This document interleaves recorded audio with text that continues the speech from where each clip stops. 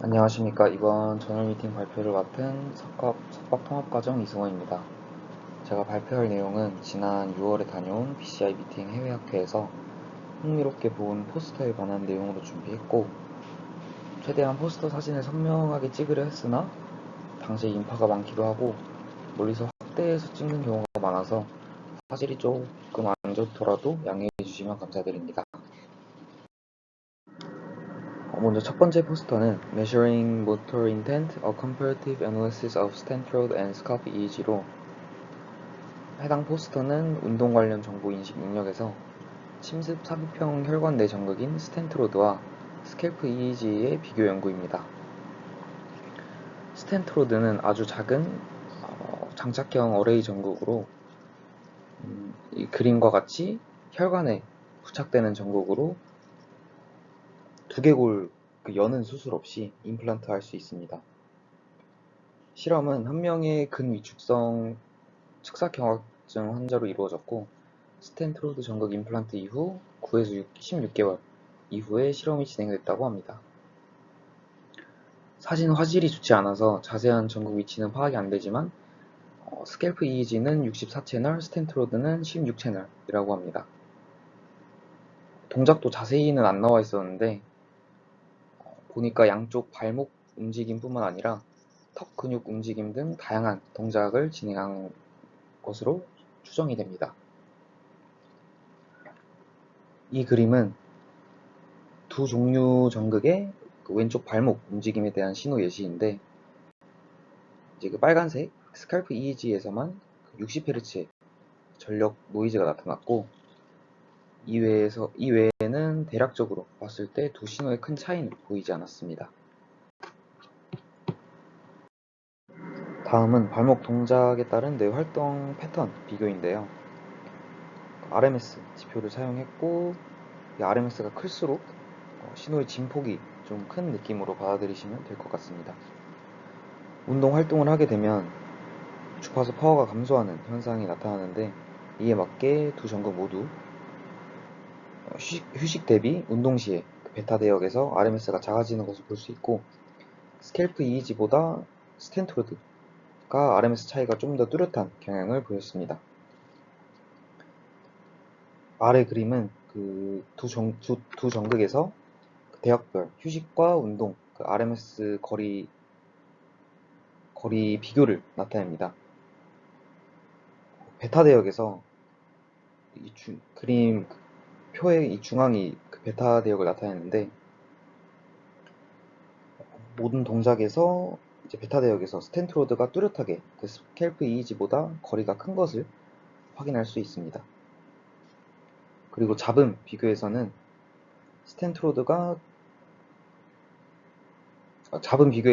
이제 살짝 깨무는 동작과 비교를 했는데, 스캘프 EEG에서 깨무는 동작 시에 신호가 요동치는 것을 확인할 수 있는데, 스텐트로드에서는 큰 차이를 보이지 않아서 이제 잡음에도 좀 강한 경향을 보였고, 이 밑에 그림은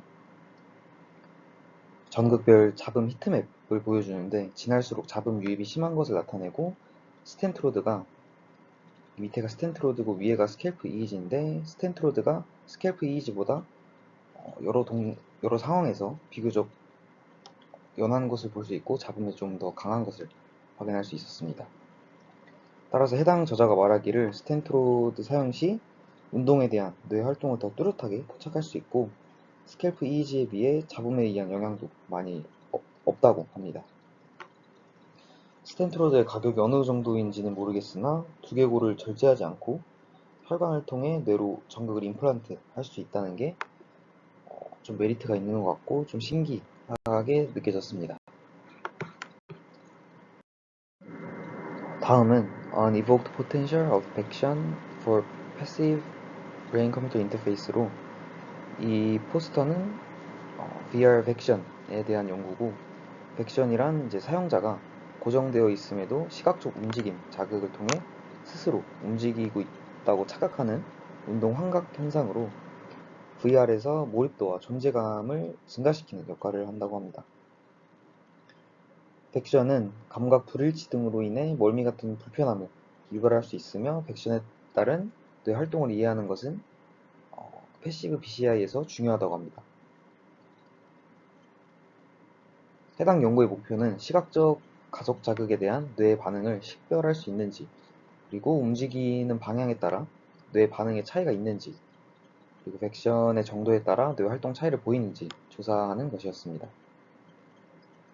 총 30명이 연구에 참여하였고, VR을 착용해서 그림과 같이 흰색 구가 사방에 있는 가상 환경에 놓여졌습니다. EEG는 16채널이 사용되었고 총 4가지 조건을 진행했는데, 첫 번째는 가만히 있는 상태였고, 두 번째는 느린 속도로 이동, 그리고 세 번째가 빠른 속도로 앞뒤로 이동하는 거고, 네 번째가 천천히 느려지면서 다음 트라이얼로 넘어가는 식으로 진행이 됐고, 이 해당 그림이 이제 조건별 시간 민 속도를 나타내고, 각 트라이얼이 끝날 때마다 어느 정도의 백션이 느껴졌는지 설문을 받았다고 합니다. 이렇게 해서 조건별로 시계열 신호를 비교해 보았는데, 우선 빠른 가속과 가만히 있을 때를 비교했을 때 FCZ 전극에서 앞으로 갈 때 그리고 뒤로 갈 때 둘 다 가만히 있을 때 대비 유의미한 차이를 보였다고 합니다. 그리고 앞뒤 방향을 비교했을 때는 CZ 전극에서 유의미한 차이를 보였다고 합니다. 또한 그 참가자가 백션을 느낌 유무로 비교했을 때는 프론털과 센트럴 그리고 퍼라이어털 영역에서 유의미한 차이를 보였다고 합니다. 보통 VR 연구에서는 멀미에 대한 바이오마커 찾는 연구를 좀 많이 봤던 것 같은데, 멀미가 아닌 어떻게 보면 생동감이라고 할 수 있는 백션에 대한 바이오마커를 찾는 게 좀 흥미로웠습니다. 좀 아쉬웠던 거는 주파수 계열에서도 차이를 조사해 왔으면 좋았을 텐데, 시계열 신호 비교만 진행해서 조금 아쉬웠고, 생동감에 대한 바이오마커가 개발이 되면 인위적으로 자극을 통해 생동감을 느끼게 할 수도 있을까 하는 생각이 들었습니다. 다음 포스터는 Evaluation of a P300 PCI for Augmentative and Alternative Communication in Children with Disabilities로, 이 포스터는 증강 및 대체 의사소통 수단 중 하나인 P300이 중증 장애 아동에게도 쓰일 수 있는지 조사하는 연구였습니다. 증강 및 대체 의사소통은 AAC라고 불리는데, 말을 할 수 없는 사람이 자신의 의사를 표현할 수 있도록 돕는 도구 및 시스템을 개발하는 분야라고 합니다. P300 기반 BCI는 복잡한 의사소통이 있는 어려운 장애 아동에게 도움이 될 수 있는 AAC 수단 중 하나라고 합니다. 하지만 경미 장애 아동 연구는 많이 이루어져 왔는데, 중증 장애 아동 대상으로는 BCI 효용성이 아직 많이 이루어지지 않았다고 합니다. 따라서 해당 연구에서는 중증 장애 아동을 대상으로 P300 과제를 수행할 때에 ERP 특성과 BCI 성능을 평가했다고 합니다. 실험에는 뇌성마비를 가진 16세 아동 1명이 참여했고, 2x2 그리드에서 타겟을 선별하는 작업을 총 5세션 완료했다고 합니다. 자극으로는 친숙한 얼굴 이미지가 제시되었다고 하고, 데이터 수집은 32채널의 EEG가 사용이 됐다고 합니다. 측정된 데이터는 1에서 40Hz로 밴드 패스되고 마이너스 200에서 800ms로 에포크 후 르마니안 기하학 기반 분류기를 통해 오프라인 및 온라인 분류가 이루어졌다고 합니다. 우선 ERP 결과를 보면 시각 처리와 주의랑 관련된 P200 그리고 P300이 잘 나타나는 것을 확인할 수 있었고, 이 아래 그림은 정확히 뭘 보여주려고 넣어놓은 그림인지는 잘 기억이 안 나는데, 자극이 제시될 때의 눈 응시 히트맵을 나타내고, 아마 얼굴 이미지 자극이 제시될 때 얼굴을 잘 응시했다는 것을 보여주려고 가져온 결과로 추정이 됩니다. 이제 해당 테이블은 온라인 테스트 결과인데 정확도를 보면은 막 높은 편은 아니지만 센스 레벨이랑 비교했을 때는 비교적 높은 정확도로 중증 장애 아동에게 P300BCI 활용 가능성을 확인했다고 합니다. 다음은 Self-Correcting Brain Computer Interfaces for Multiple Commands Using Error-Related Potentials로 해당 포스터는 Error-Related Potential을 이용해서 BCI의 정확도를 개선하는 연구였습니다. 우선 BCI가 최근에 많이 이용되고 있지만 아무래도 높은 오류율이 실용성을 좀 저해하고 있고, 따라서 해당 저자는 ERRP를 이용해서 BCI의 정확도를 높이고자 했다고 합니다. ERRP는 어떤 문제에 대한 피드백이 주어졌을 때 본인이 틀렸다고 인식되면 유발되는 뇌 활동 중 하나입니다. 보통 ACC라고 하는 Anterior Cingulate Cortex에서 주로 발생을 하고, 따라서 해당 연구에서는 텐테니 시스템에 의거한 64개 채널 중 ERRP와 모토 관련된 35개 채널을 사용했다고 합니다. 이 그림은 이제 저자가 어떻게 이 시스템을 구현했는지를 나타내는 모식도인데, 그림이 좀 작아서 안 보이실 수 있지만 우선 EEGNet을 이용해서 5가지 그 손발 움직임을 분류를 합니다. 여기서 그 MI 분류를 한 건 아니고 실제 움직임에 대한 분류를 진행했다고 합니다. 그런 다음에 분류 결과를 사용자에게 그 피드백을 제시를 해주고, 해당 피드백을 통해 유발되는 ERRP를 초반 움직임에 대한 EEG와 같이 입력이 돼서 분류가 진행이 되고 최종 판단이 이루어진다고 합니다.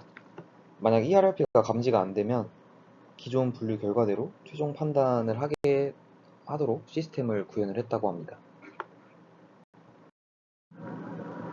결과로는 그냥 일반 모터 분류 결과와 ERRP를 추가했을 때 성능 비교를 보여주고 있고, 모든 참가자가 ERRP가 추가됐을 때 성능이 올라갔다고 합니다. 이전에 ERRP 관한 연구는 많이 접해 봤었는데 이런 식으로 분류 결과를 수정하기 위해 사용하는 방식은 좀 신선하게 느껴졌던 것 같습니다. 추후에 실제 움직임이 아닌 MI로도 연구를 진행해보면 좋을 것 같다고 생각을 했습니다.